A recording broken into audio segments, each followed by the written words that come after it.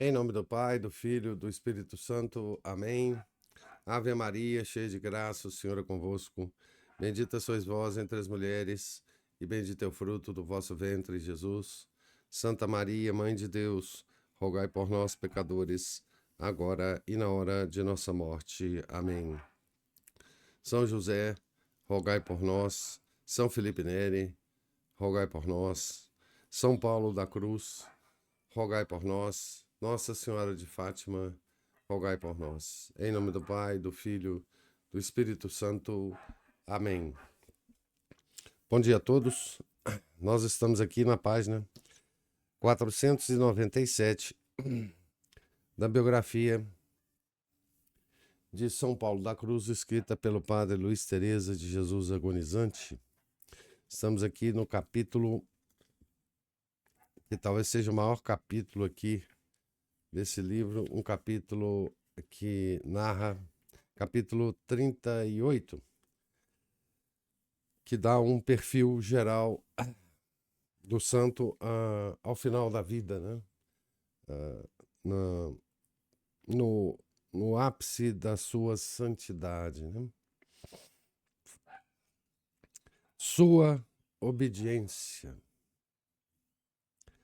Já dissemos que, quando jovem, Paulo emitira o voto de obedecer a todos. Que admirável obediência em Castelaço, em Nossa Senhora das Candeias, em Nossa Senhora da Cidade e, sobretudo, no Hospital de São Galicano. Mais tarde, como fundador e superior-geral da congregação, o amor, que é engenhoso, soube encontrar mil maneiras de praticar virtude tão agradável a Deus. Escravo das regras e da obediência, ao primeiro sinal da sineta, corria aos exercícios da comunidade. Considerava como superior o diretor espiritual. Nada fazia sem pedir-lhe licença. Escreveu a uma penitente, abre aspas, pedirei licença ao padre João Batista para ir a Orbetelo. Se obtiver permissão, amanhã cedo estarei na igreja de São Francisco. Caso contrário, tenha paciência. Fecha aspas. Enfermo, obedecia cegamente aos enfermeiros. Igual obediência prestava aos senhores bispos, aos diretores espirituais e, especialmente, ao Santo Padre e Papa. Pureza evangélica. Em todo o curso desta vida, temos respirado, como num jardim, o doce perfume dessa alma virginal, branca e pura como o lírio. Desde os mais tenros anos, tomara por divisa a sentença Potius more quam fedare, antes morrer do que pecar. Conservou a inocência batismal até o último alento de vida. Discorreu de sua juventude, acusava-se de ter sido demasiado vivo, mas acrescentava que Deus o preservara dos perigos em que tantos jovens se perdem. Quando enfermo, em Orbetelo, julgando-se sozinho, assim desabafava com Nosso Senhor. Abre aspas. Bem sabeis, ó Senhor, que com o auxílio de vossa graça, o vosso Paulo jamais maculou a alma com falta deliberada. Fecha aspas. Não pensemos que nele a virtude fosse fruto espontâneo de temperamento gélido ou de insensibilidade. Muito ao contrário, possuía rara ternura de coração, natural, ardente e imaginação vívida. Alcançara a pureza angelical a preço de lutas e combates cruentos. Sua juventude fora dotada de riquíssimos dons naturais e do atrativo da virtude. Nem por isso foi isenta de perigos. Apesar das mais sérias precauções, encontrou rudes assaltos que quebrantariam virtude menos sólida. Numa palavra, nele brilhou o lírio da virgindade, porque soube cercá-lo com os espinhos da mortificação, da modéstia, da fuga das ocasiões e da desconfiança das próprias forças. Sua modéstia era realmente angélica. Chegou a dizer certa vez preferir que lhe arrancasse os olhos antes de fitar o rosto de uma mulher.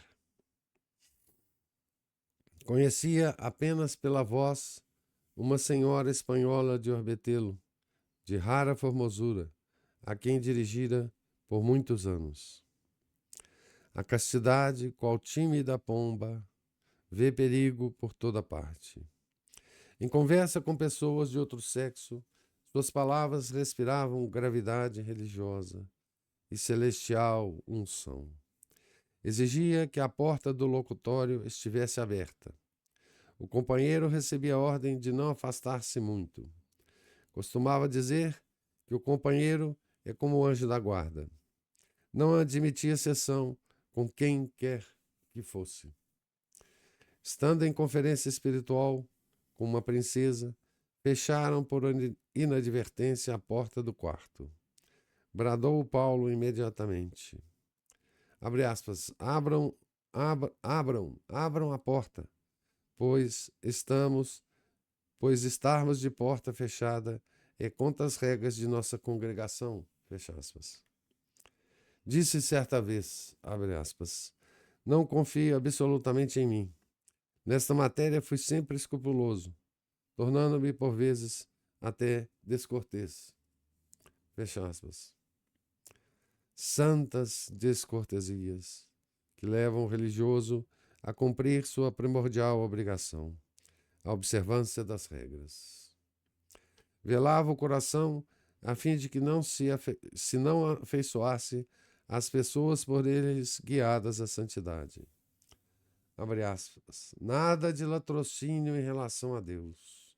Fecha aspas. Essa a sua divisa.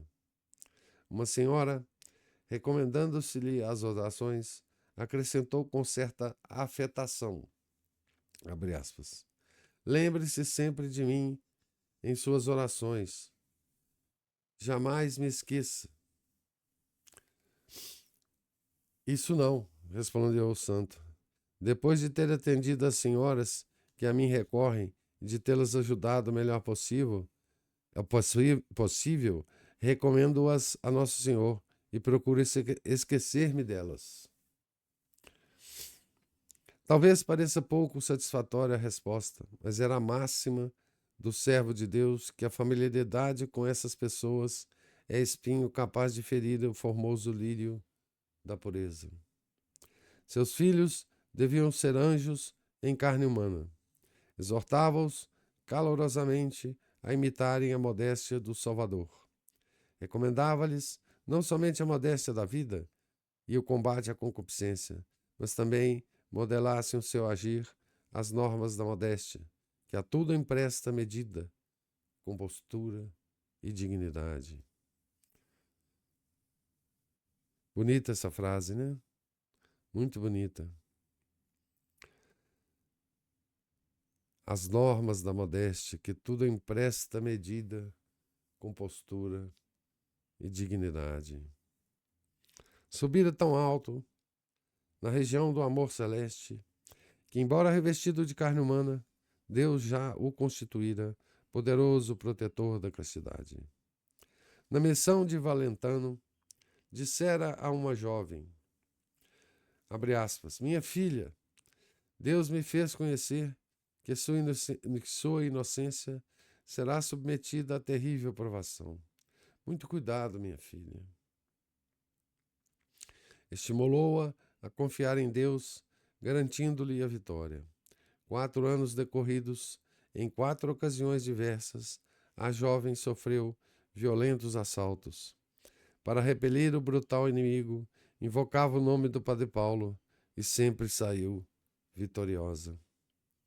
Nosso santo espargia ao redor de si o perfume da pureza.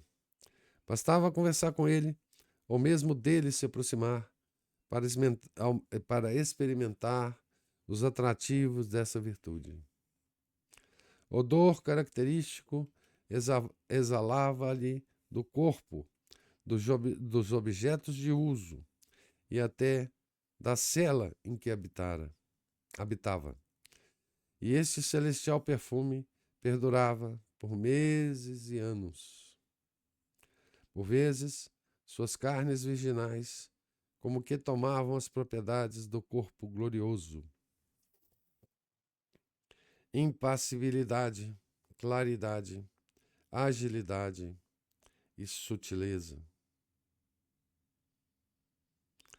No êxtase, tornava-se insensível à dor. Desprendia de si luz vivíssima.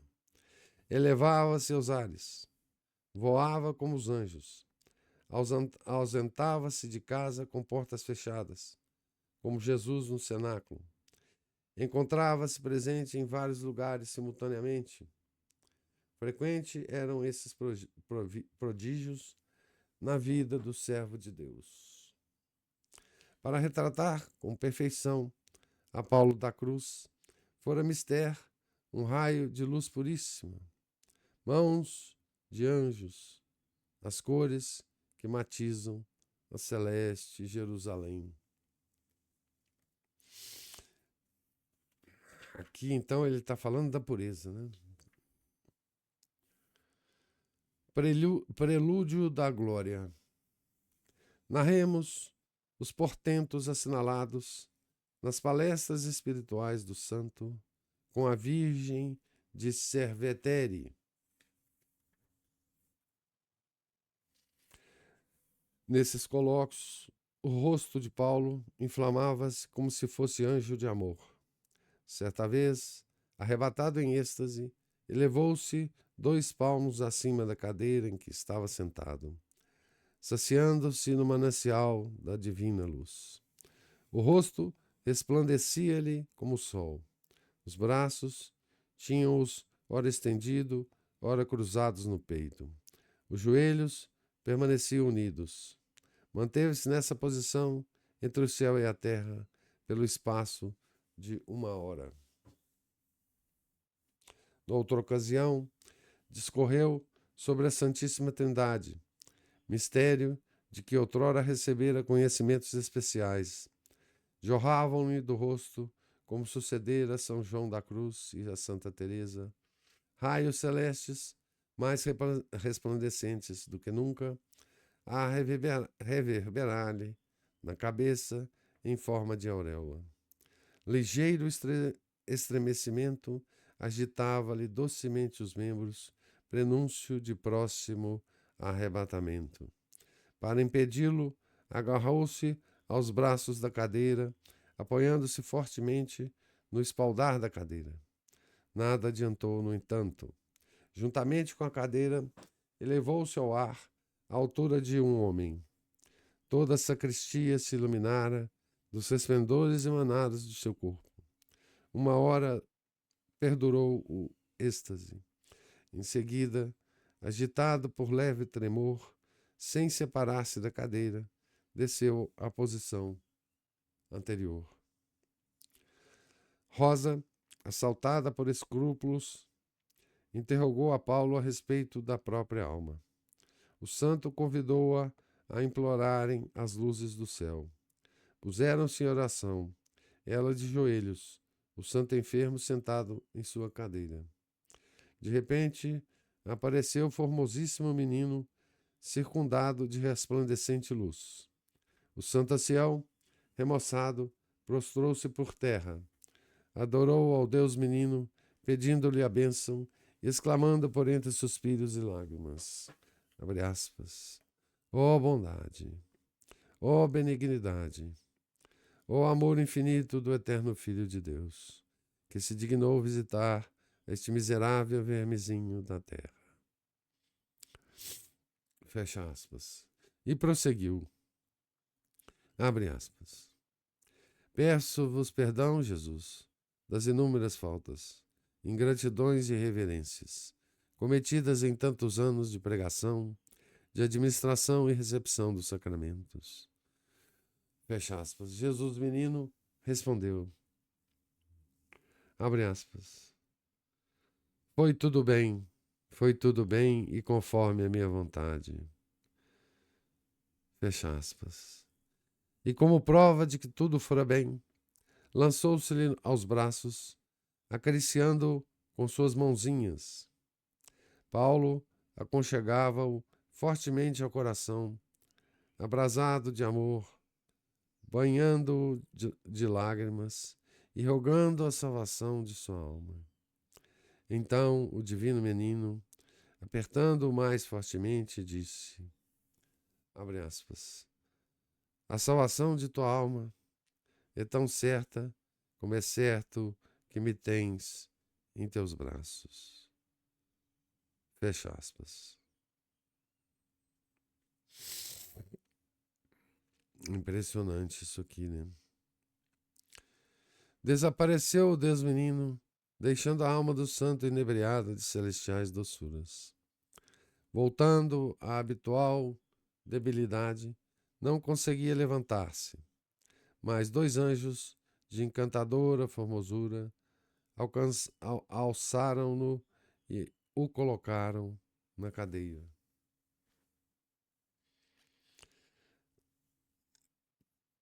Esses fatos todos, eles certamente são tirados aqui dos processos, né, de beatificação e canonização. Né? Tem todas as referências aqui em notas, né, de pé de página. Contudo, a Virgem bendita não quer ficar atrás nos benefícios concedidos a seu servo. Foi ela quem o iniciou em sua sublime vocação. A ela, pois, cabe dar a última demão na vida mística de Paulo. Ele é, portanto, rivalizando com Jesus nas consolações que ambos concedem ao devotíssimo servo, chegado já às portas da eternidade. Conferenciava Paulo com Rosa Calabrese, inesperadamente, de um grande quadro que representava Nossa Senhora com o menino Jesus, parte uma voz articulada, sensível. Paulo. No mesmo instante, brilhante como o sol, aparece Maria Santíssima em forma natural e humana, trazendo nos braços o Divino Filho. Surpreendidos pela visão celestial e inundados de prazer inefável, os dois contemplativos se prostraram de joelhos diante da grande Senhora. Dirigindo-se ao santo, diz-lhe a rainha do céu: meu filho, pede-me graças. Paulo, de cabeça inclinada, responde: a salvação de minha alma. Podes ficar tranquilo que a graça te é concedida, replica Maria. Mas Paulo pensava também na obra predileta do seu coração, seu amado instituto. Fica tranquilo, diz-lhe a senhora, que a congregação vai indo muito bem e teu agir é muito do agrado de Deus. Fala depois o menino Jesus e lhe diz coisas inefáveis que a feliz espectadora não se sente capaz de exprimir. Consolou admiravelmente seu servo e, entre outras coisas, lhe disse: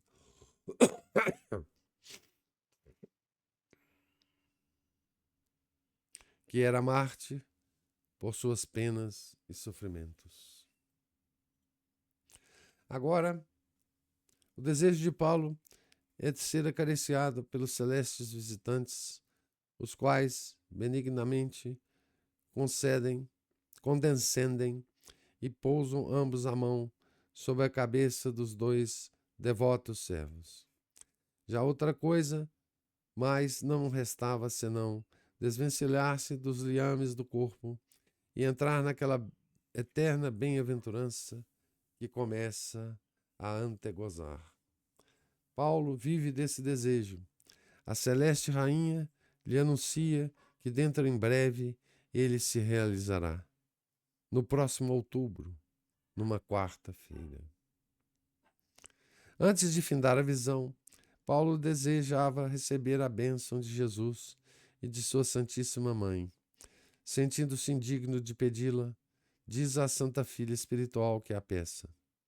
Mas esta, não menos humilde e confusa que o santo diretor, responde que a ele cabia pedi-la.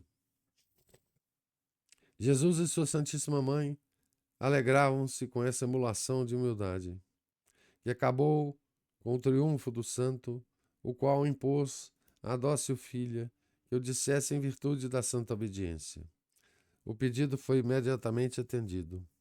Mãe e filho levantaram a mão e abençoaram os devotos servos, que ficaram absortos em êxtase. A piedosa Virgem, voltando a si, viu somente seu venerado pai, levantado alguns palmos do chão, com os joelhos dobrados e com o semblante resplandecente de luz. Quanto tempo durou a visão e o êxtase, não sabemos. A devota discípula diz que, abre aspas, durou muito tempo e não acordou nem voltou ao estado natural, senão pela tarde. Fecha aspas. Ditosa transfiguração a que o conduziram o sofrimento e o amor, prelúdio da suprema transfiguração que se há de operar depois da morte. Então aqui acaba esse capítulo longo, né, que nos dá o perfil do santo no limiar da morte, né? Muitos milagres foram narrados aqui, né? Muitos êxtases e muita coisa do perfil, né? Desse santo do iluminismo, né? Eu vou ler apenas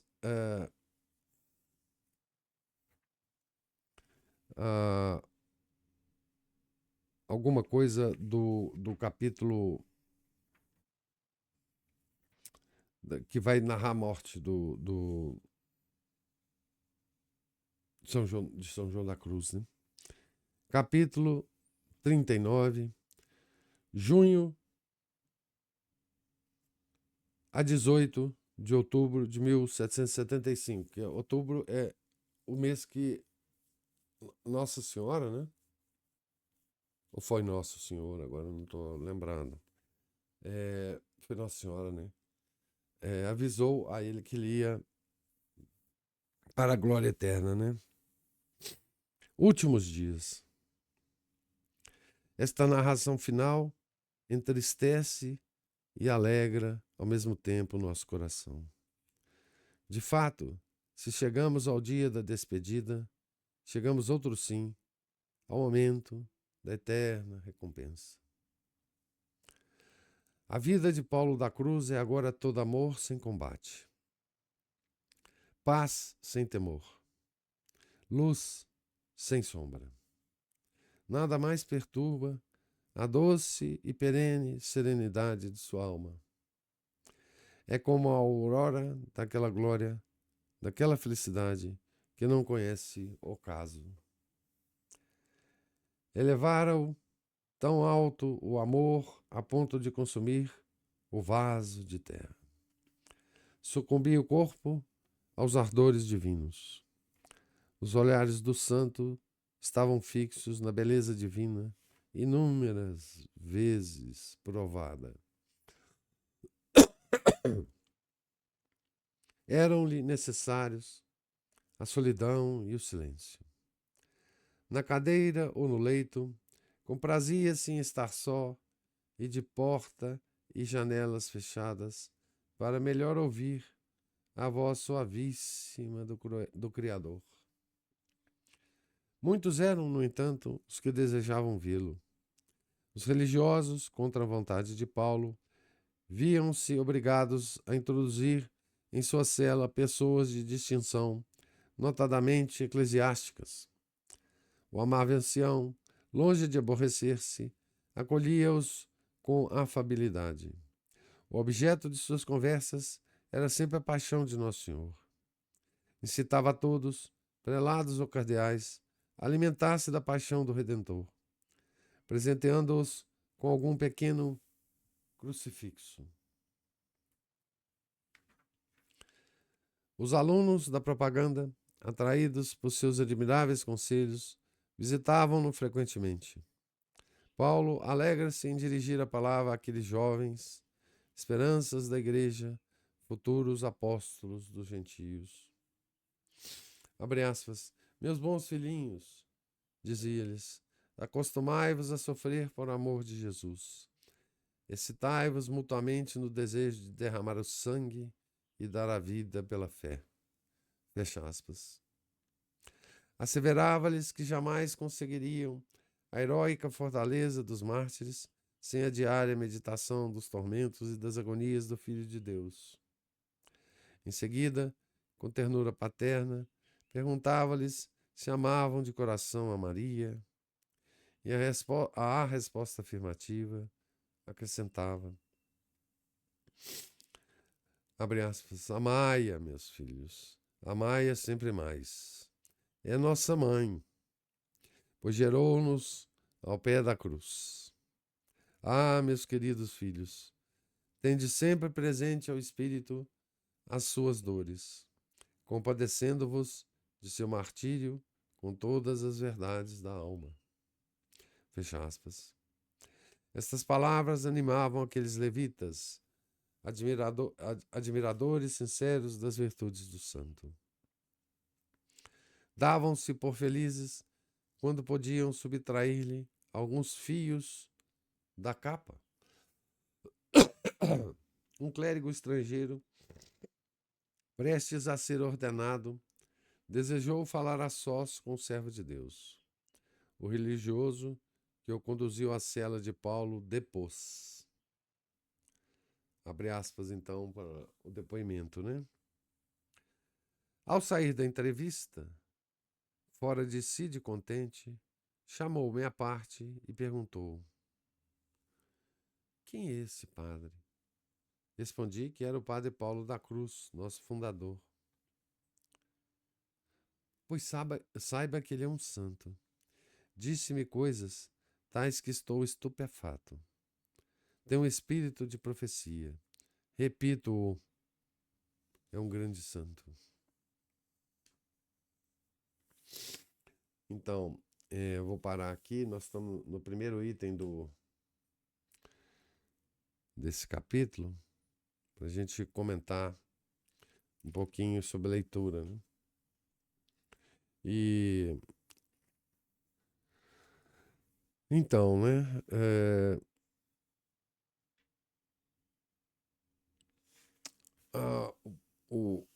O êxtase aqui que a Rosa Calabrese, né? Uma mística dirigida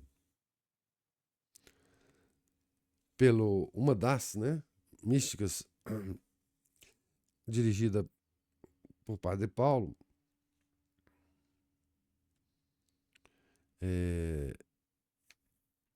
participa com ele, né, de um êxtase. Eu não lembro de ter lido ou ter conhecimento de um fato desse, de um êxtase duplo assim, de duas almas místicas, né? Duvido que exista, né? A minha ignorância não é prova da existência ou inexistência de nada, mas que coisa extraordinária, né? Os dois em êxtase, no mesmo êxtase, na mesma visão, né? É uma coisa impressionante, né? E a Rosa, ela tem depoimentos dela, né? No processo do São Paulo, né? E nesse êxtase também há uma coisa que, que aconteceu, que talvez eu tenha conhecimento que só tenha acontecido com, acho que São Francisco de Assis, né? Que é Nosso Senhor, em vida ainda do santo, garantindo a salvação da alma do santo, né? A salvação de tua alma é tão certa como é certo que me tens em teus braços, né? Ele aparece como menino, né? Como a figura do Santo Antônio aqui, né? De Lisboa, que também Nosso Senhor se punha nos braços de Santo Antônio, né? E uma coisa impressionante, né? Toda, enfim, a parte, enfim, que é narrado do êxtase é toda extraordinária, né? Enfim, é, aqui se narra dois êxtases, né? É, o outro com a Virgem Santíssima também, né? E todo o fenômeno é impressionante, né? Os dois tendo as visões e na própria êxtase, um dialogando com o outro, né? Porque o padre Paulo queria pedir a bênção a Nossa Senhora, Nosso Senhor, mas por humildade achava que, enfim, tinha dificuldade, aí fala com ela também não quer, e quer dizer, eles estavam dialogando no êxtase, né? E, enfim, para mim talvez a, a coisa, em termos de fenômenos místicos, a coisa mais impressionante que eu vi narrado aqui, né? Nesse livro, é óbvio que tudo é extraordinário, mas esse êxtase aqui dos dois, para mim, de fato é uma coisa impressionante, né? E outro ponto alto aqui do que a gente leu sobre a pureza, né? A castidade de São Paulo, enfim, que veio de uma... E sempre é assim, né? A pureza é um bem que a gente adquire com muito esforço e muita e muito sofrimento e muito e muita fuga e muita, enfim, e muita desenvolvimento da percepção das situações perigosas, né? Enfim, é, e que e que beleza, né? Que sempre a beleza com que São Paulo da Cruz vela, né? Pela sua própria pureza, né? As precauções que ele toma, as regras que ele obedece, né? Para que as coisas, para que a sua pureza seja intocada, né? Intocável. Né? Mas eu queria ouvir vocês a respeito dessa, desses assuntos aqui lidos no nosso encontro de hoje.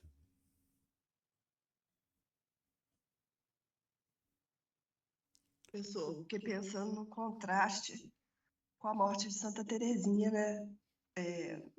Que Santa Teresinha, nos últimos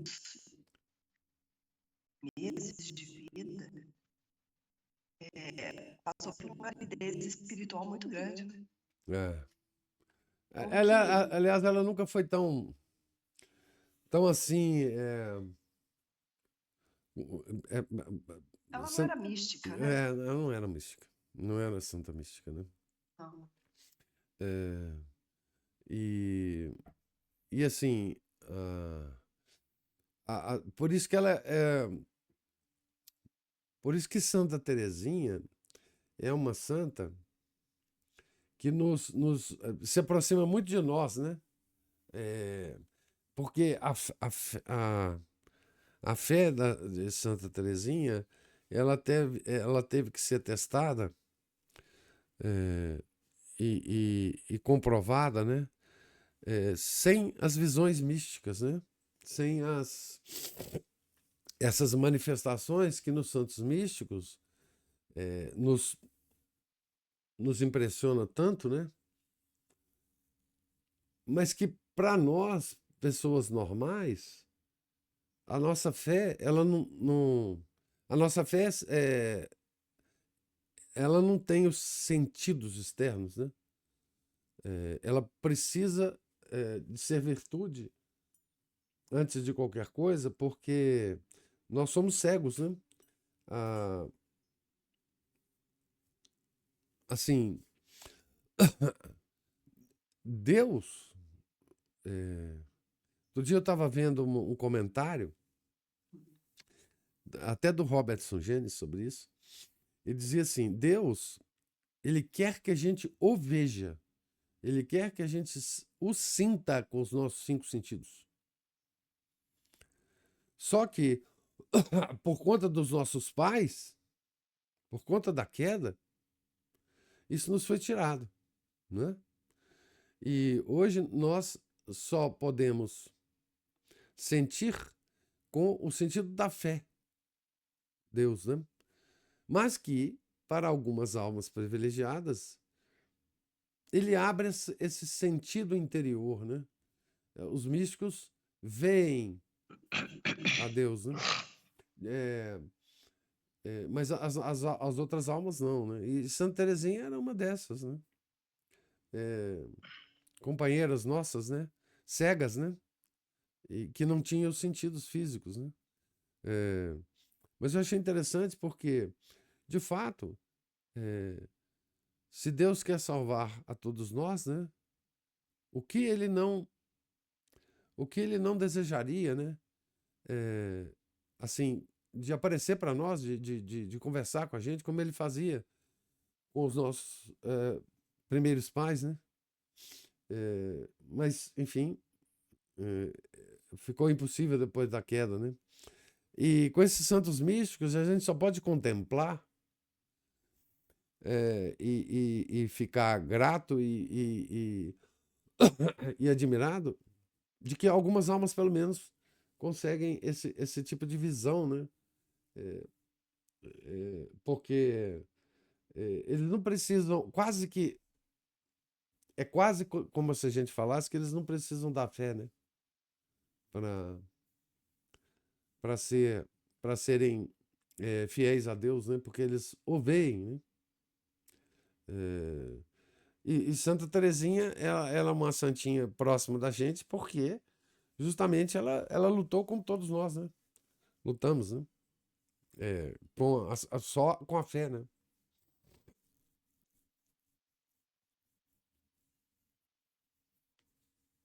Uma coisa extraordinária mesmo. Uhum.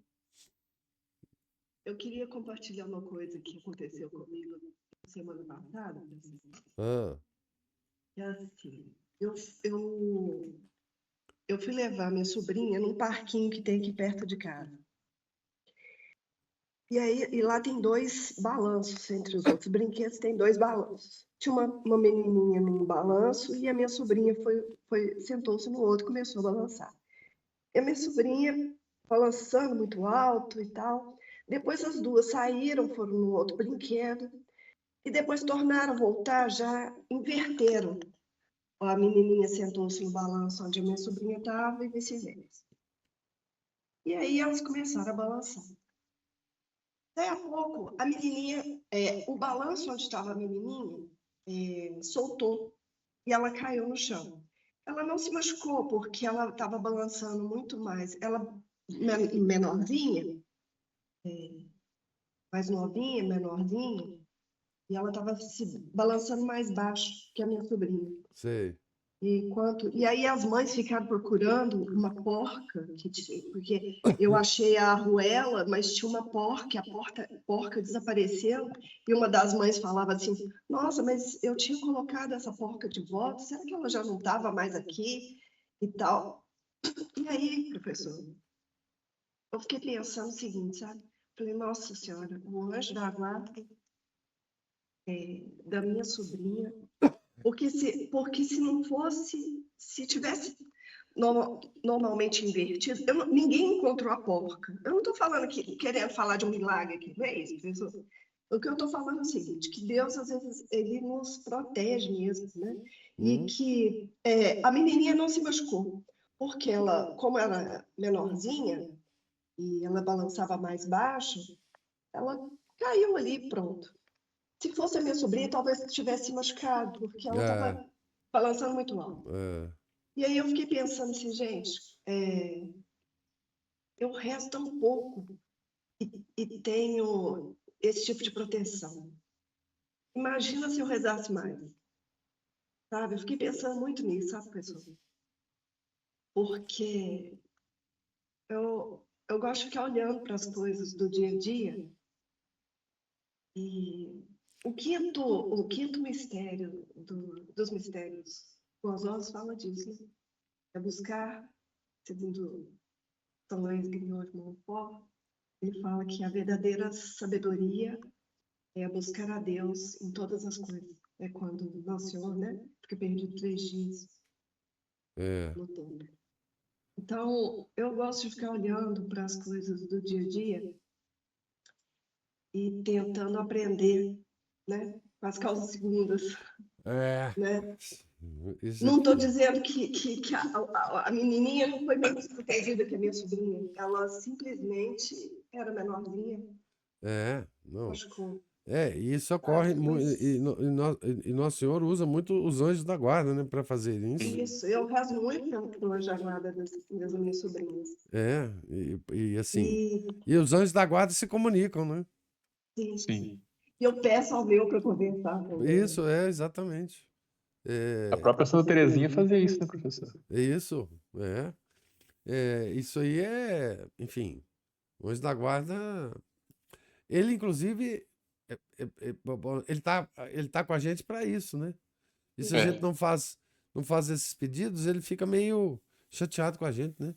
Fica meio, enfim, sem o que fazer, né? Porque a gente não ouve, não pede, enfim. Assim, realmente. E se a gente olhar para o nosso dia a dia, a gente vai ver quantas graças a gente recebe e fica achando que nada acontece. Ah, não, isso São pequenos milagres mesmo, são pequenas graças, assim, pequenas a mais que a gente recebe. Isso é o tempo todo. Que a gente nem pediu, né? Isso é o tempo todo. todo. É o tempo todo. Só que a gente é tão... O senhor falou, né, que a gente não é capaz de... A gente não tem os sentidos abertos para esse tipo de coisa. Mas a gente tem que procurar no nosso dia a dia. Quando a gente faz o nosso exame de consciência, a gente também pode procurar pelas graças recebidas no dia e agradecer, né? procurar fazer uma ação de graças. Né? É. E agradecer porque Deus nos libertou de tantas coisas. E são esses exercícios que afinam, né, os sentidos internos, né, da gente. Porque, assim, é como o cego. A gente é como um cego, né? Mas o cego, quando ele tem os outros sentidos mais afinados do que quem vê, né? Então a gente não tem, a gente tem que afinar os outros sentidos, né? Já que a gente é cego para esse tipo de coisa, nós temos que afinar os outros sentidos, né? Para continuar vendo as coisas acontecendo ao nosso lado, né? E as coisas, inclusive, que a gente em relação às quais a gente é inconsciente, né?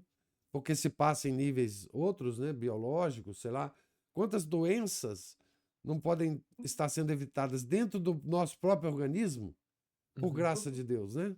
Sim. Enfim, a gente não sabe, né? Tem coisas que aparecem, a gente às vezes reclama, né, professor? Mas poderia ter sido outro tipo, né? Mesmo as tragédias, os sofrimentos, etc., poderiam ter sido muito piores, né? Muito mais graves, exato. Eu ia colocar aqui. A pessoa reclama ali que teve sei lá, uma disposição aí intestinal, que até durou bastante, mas poderia ter sido pior, um tumor no intestino, né, por exemplo, que precisaria de uma cirurgia complicada, recuperação. pior ainda, a pessoa ia ficar, não ia poder se mover durante um bom tempo, né? E menos as coisas menos trágicas até, né? Você vai, sai na Sim. rua, dá uma encostadinha no carro, dá uma amassadinha, aí você começa, Uhum. nossa, meu Deus do céu, mas podia ser uma trombada, você ir para o Tido hospital e já tá sequela, com uma né? sequela e pô, foi um arranhãozinho, pô, né? O que esse catecismo que eu estou lendo falando, ele fala exatamente isso. Deus dá muito mais graças do que a gente precisa, porque Isso. sabe que a gente é uma máquina de baixo rendimento, né, e que desperdiça várias delas, ou não as aproveita bem mesmo. Desperdiça mesmo, às vezes eu fico, né, com essas épocas aí que a gente vira o calendário, né, eu olho para trás e vejo tanta manota, tanto desperdício de oportunidade, de tempo, de energia, coisas sem importância e deixando coisas mais importantes de lado, né? E isso acontece demais. E também na punição, né? No sofrimento, sejam sofrimentos como punição mesmo dos nossos próprios pecados ou como uma forma de nos instigar para responder aquilo com uma virtude, né? Ou como mesmo aquele espírito reparador de sofrer em nome de toda aquela nação, aquele grupo familiar, ou seja lá o que for. Ele sempre envia aquilo muito, muito aquém do que realmente seria merecedor, né? Ou seja, não há mérito nem na punição, nem no prêmio. É o que o Né? Paulo Mas fala, vai né? muito além, né, dessa justiça. O outro Paulo também fala isso, né? Não há proporção entre os sofrimentos atuais e a glória eterna, né? Não há nem menor proporção, né? Sim. A glória vai sobrepujar qualquer tipo de sofrimento nada, que a né? gente tenha tido por ela, né? Exatamente. É bonita aquela frase de Paulo, né? Isso, é o sofrimento do treinamento, né, para um dia a gente poder fazer realmente uma boa apresentação, né, vamos dizer assim. Vencer a maratona, né? Exato, e que ele também fala sobre isso, né, o atleta lá né, que corre pela coroa, né, e a gente tem que correr pela coroa da glória, mas em todos os casos, em ambos os casos, né, tanto pela coroa passageira quanto eterna, é preciso fazer esforço, muito esforço, né? Se esforçar mais ainda num treino e se esforçar mais ainda nas provas, né? Porque as competições elas eram chamadas de provas, né? E provas são aquelas situações pelas quais a gente passa, que são difíceis. É uma belíssima metáfora, né, que ele usa. Lindo, lindo, lindo. Dos Jogos Olímpicos. Que é outra coisa também que esse catecismo também ele fala. A realidade aqui das causas segundas, a realidade do mundo criado, ele reflete de modo, ainda que imperfeito, ainda que muito vago, como que funcionam as realidades espirituais celestiais. Né? A própria ação das hierarquias, da obediência, né? A obediência, como a gente viu aí na leitura, né? A obediência é aquela renúncia da própria vontade ou a conformidade da própria vontade em relação à vontade geralmente superior, mas o próprio São Francisco de Assis e São Paulo da Cruz parece que estava seguindo isso. São Francisco falava a gente deve obedecer inclusive aos pares, aos iguais, inclusive aos inferiores e até mesmo aos bichos, né? Igual aquela história do fazão, que eu já até contei aqui, que São Francisco ganhou um fazão do nobre, porque muita gente gostava dele, nobres e pobres, né? E que o fazão resolveu não sair da casa dele. E o São Francisco não queria comer o fazão porque ele tinha feito votos de não se alimentar de carne. E aí ele ficava naquela com os outros religiosos lá, e ele disse, e aí, o que nós vamos fazer com o fazão? Ele perguntaram para o São Francisco, o fazão não está aqui incomodando o senhor aqui na cela? Não, deixa ele aí. Aí chegou uma hora e falou assim, vamos então respeitar a vontade do fazão. Põe ele lá no mato. Se ele quiser ficar no mato, ele fica. Se ele quiser voltar para cá, ele volta. E o fazão voltou. Puseram lá de novo, voltou e assim foi. E ele falou assim, o irmão fazão, pensa bem. O irmão fazão resolveu ficar aqui, ele que fique por aqui. Pronto, quer dizer, ele obedeceu até mesmo, conforme a vontade do fazão, dele, a vontade do fazão. né? E às vezes as pessoas, a obediência é justamente isso, é o contrário, o agir contra, né, do espírito de rebelião e de revolta, de revolução É do o próprio Satanás, reconhecimento né? das causas segundas movidas por Deus, né? Exato, também, né? É o Então, reconhecimento.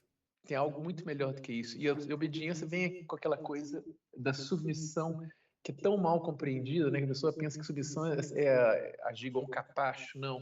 Submissão é cooperar, colaborar, não se rebelar, não se insurgir, né? Não sabotar. É só isso, é colaborar dentro daquilo que você faz. Se alguém tiver uma percepção melhor do que a sua, vamos ser um professor, ele sabe o que funciona e o que não funciona, pelo menos um professor bem intencionado, ele sabe o que funciona e o que não funciona no aprendizado, ele mesmo já foi um aprendiz, ele vai passar também certas dicas, vamos dizer assim, para que o aluno tenha um melhor rendimento, aprenda e fixe melhor, que o serviço dele fique bom, né? E o aluno, ele colabora ou não com aquilo. Se ele for um rebelde, ele não vai colaborar, também não vai aprender, né? E hoje está tão claro esse espírito de rebelião, né? Sim. Cada Em vez todos mais os claro. lugares, dentro da Tudo. igreja, nos Dentro, tradicionais. fora, tudo. Nos Os tradicionais também. E uma coisa impressionante, né? A gente tá tão sensível a essas coisas, tão com vontade de brigar com todo mundo. E Sim. sem entender a situação, né? Muitas vezes sem entender a situação. Geralmente sem entender. Nós queremos é brigar, né? O negócio é se impor, ter atitude, né, professor? Como dizem por aí afora, né? A mentalidade mundana do nosso século. Não, e tem várias. É uma coisa curiosa, né? Porque as pessoas que agem assim, com espírito revolucionário, né? Elas têm várias desculpas, né? Modernas para não se sentirem revolucionários, né? Sim. Mas são revolucionários do mesmo jeito que os iluministas. Modernos, degenerados. Um negócio terrível mesmo. Esse espírito de obediência vem contra isso, né? Exatamente. E como submissão aos meios ordinários que Deus nos dá para que a gente atinja a santidade, né? Os meios ordinários. Porque as pessoas querem os extraordinários. Filhinha, esses extraordinários não dá. Não conta nem do ordinário, querer o extraordinário, né? Exato. Então, assim, vamos contar aqui com os ordinários, porque tá bom demais. Né? Ah, mas é porque São Paulo da Cruz era santo, porque tinha esse. Oh, meu caro. Dá para ter santidade de tantos estados de vida, né? Aí a própria Ana Paula lembra agora de Santa Terezinha, que nunca teve nada daquilo. Tem um deserto só de aridez, né? Enfim, não tem. E só para fechar aqui, professor, antes que o menino mal educado nos despeça, e a Ana Paula tem mais alguma coisa para falar? Não vai falar, não. Ela disse que fala depois. Além do São Paulo da Cruz, né, e Santo Antônio também de terem tido essa oportunidade de ter o menino Jesus, né, nos braços, também São Benedito, né, que é outro também, que é muito mal biografado por aí, tem coisas, pelo que eu vi, assim, a foto, eu vi um livretinho falando do corpo incorrupto, eu vi assim, a foto muito ruinzinha no livro, mas depois eu procurei na internet, tá lá o corpo dele realmente incorrupto. Nós precisamos achar, hein? Ô, Ana Paula, tem que achar uma biografia de São Benedito. Ela que é a investigadora mora aqui. Agora ela é a curadora das leituras. Pois é. Tem uma edição da editora Santuário, mas pelo que eu li a introdução dela, ela já foi censurada. Retiraram os exageros do santo, que é o pior de tudo, pensa bem. Tirar de Santo Afonso, não vai tirar de São Benedito? Santo Afonso e, graças a Deus, não tirar de São Paulo da Cruz, né? Porque essa parte toda final fala exatamente sobre essa parte que é a parte justamente mais fantástica, mais encantadora que tem da biografia dele. Esse livro a gente tem que guardar com carinho, porque talvez as novas edições, eles tiram esses capítulos. Né? E coloca sempre um viés, né, completamente deturpado. Qual o caso da sobrinha aqui da Ana Paula que caiu? Se fosse um padre TL, ele teria falado: temos que exigir políticas públicas para conservação e manutenção dos parquinhos, proteção das crianças, blá blá blá blá blá. É como se se esse tipo de coisa não ocorresse sempre, né? Sempre, verdade. Brinquedo estraga, tudo estraga, a gente estraga. Tudo estraga, tudo estraga. E os parafusos que a gente perde, a gente não vai achar mais nunca. Esses pode procurar aonde for, que não tem. Perdeu o parafuso, acabou. O capiroto levou ele para embora depois de não tem jeito de você né? comprar numa loja para ir lá repor. A medida é muito maior do que o normal aí. É isso, professor. Obrigado. Obrigado a vocês, gente. Muito bom. Então, pessoal, agora já não tem mais tempo, porque o homem vai nos desligar daqui a pouco. Deus lhes pague a presença, a paciência, os comentários. Tenham todos um santo dia. Fiquem com Deus. Em nome do Pai, do Filho e do Espírito Santo. Amém. Ave Maria, cheia de graça, o Senhor é convosco. Bendita sois vós entre as mulheres, e bendito é o fruto do vosso ventre, Jesus. Santa Maria, Mãe de Deus, rogai por nós, pecadores, agora e na hora de nossa morte. Amém. São José, rogai por nós. São Felipe Neri, rogai por nós. São Paulo da Cruz, rogai por nós. Nossa Senhora de Fátima, rogai por nós. Em nome do Pai, do Filho, do Espírito Santo. Amém.